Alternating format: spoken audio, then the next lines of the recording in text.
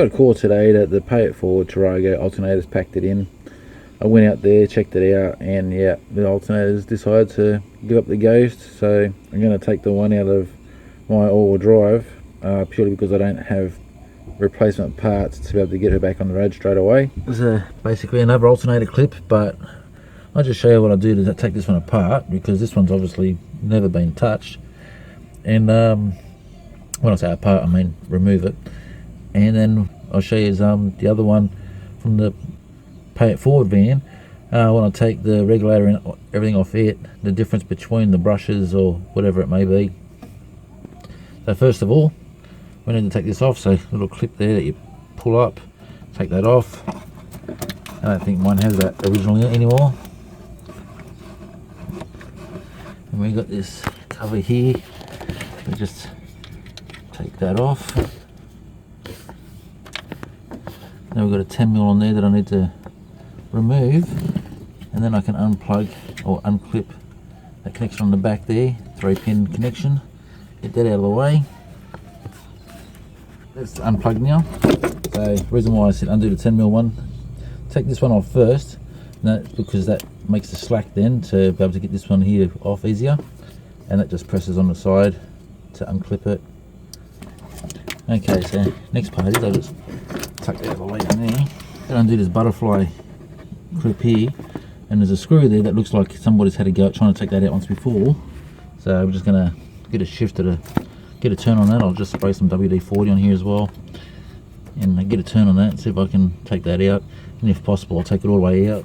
Okay, so the butterfly wouldn't turn any further than that out, but that's okay. So now I've got a ratchet on the back of it, and I'm undoing that bolt there. So far so good. Okay, so that's out now. Just leave the nut there, push the alternator as far as I can that way the belt can come off now.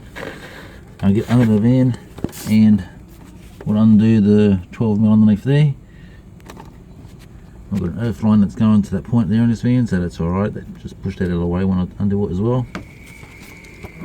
Okay, so I totally forgot that these vans have splash guards, because my van, my everyday driver, I never put these back on for easy access. So I'm not going to take this off right now. I'm going to see if I can get the alternator out through the top.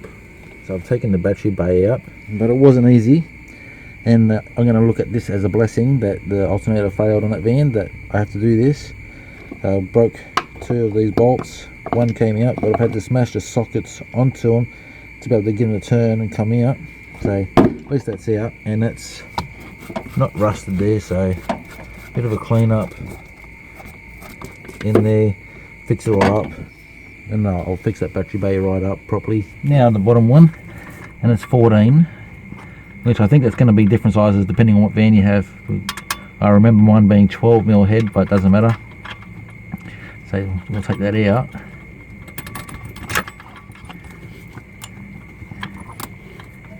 And you can see, I'll just get my arm out of the way. I've pushed all the wires out of my way there, so I've got plenty of room to work with this alternator.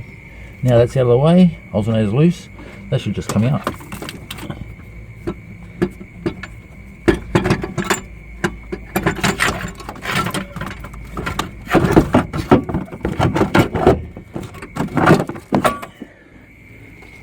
Beautiful. Excellent, so I didn't have to remove that splash guard. Now I have other regulators that I can replace the regulator with. The important part is the brushes, which we'll have a look at that tomorrow when I take the other alternator out and put this one in. And if you're wondering why I'm kind of like talking soft a little bit under my breath, I have the silkiest neighbours. You make a little noise and they scream, and you think you're making more noise than I was just by working here, but oh my god, some mothers do have them. Alright, so here we go with the pay it forward van. And there's a little bit more involved with this one because of the added relays here. You know, to disconnect the connection here before removing that, to get that out of the way. Also, if the earth lines here, gonna have to come out of the way. So I can get all that out of the way, take the battery out. I'll get all that out of the way first, and then we'll have a look at what's involved with the alternator. And just to be different, put a star screw on the earth there, which I happen to like better. You can take it out with a flathead or a star screw. So I'm just going to use a star head. I prefer them like that because there's a lot less chance of threading. Get the right size in there and just undo it. Okay, the rest of this, everything looks the same as what I've already shown in the first part of this footage with removing this alternator. So I'll get into that, get it out, and we'll have a look at it. There's a slight difference between the 90 and this one. The 92 is that this bolt here on the 90, my bolt was able to slide right out and leave the butterfly adjuster in there. And this one here, the butterfly bolt has to come all the way out, undo that to take this whole thing out. So that's the bolt that came out of it there, exactly the same as what's in my 92 TARAGO. But the 90 has it different, that the bolt can slide out, which I like that setup better. But anyway, no big deal. We can, you know, I got it out. I had to actually get the extension to tap on the outside and tap it through. I couldn't turn that by hand, so I had to tap it through. Not everything is as simple as it looks.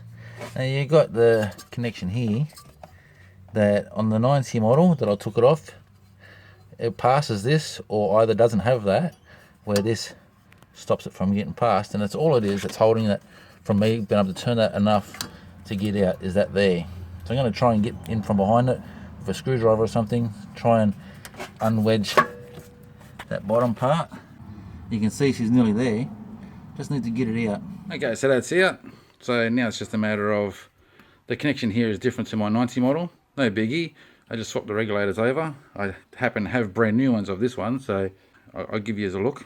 And there's a brand new one I have, and there's another style one that I've put on this alternator when I was using that once before, and I've had to, just to show you, nothing's ever out of the equation. So because this connection here with our vans comes up that way,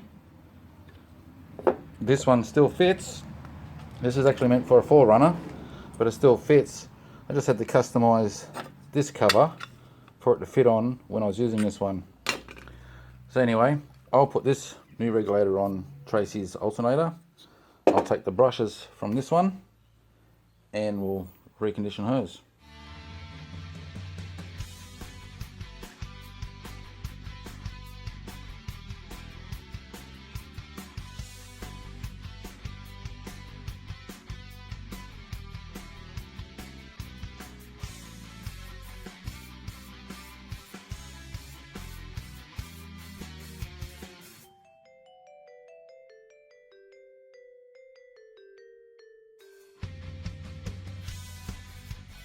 The only part I really need is this. It's got the brushes, and these brushes are well worn as well, so if they're brand new, these brushes would come to where the tip of that screwdriver is. So this is going to get her out of trouble right now, and for how many years I'm not really too sure. I'm going to order some new brushes for my alternator, but they're cheap enough to order, so I might get 2 of them, so I've got backup for if Tracy ever calls me. I can say, yeah, no worries, I've got brushes on standby. Compare the two here. So that's the one that came out of Tracy's van. See how the brushes are worn right down to that point there. These ones here still have a few years left in them. The best advice I can give you today though is clean these ends up here. Just polish them down a little bit, both sides, like get this side, this side, and that side. There's going to get my grinder here. I'm just going to polish them.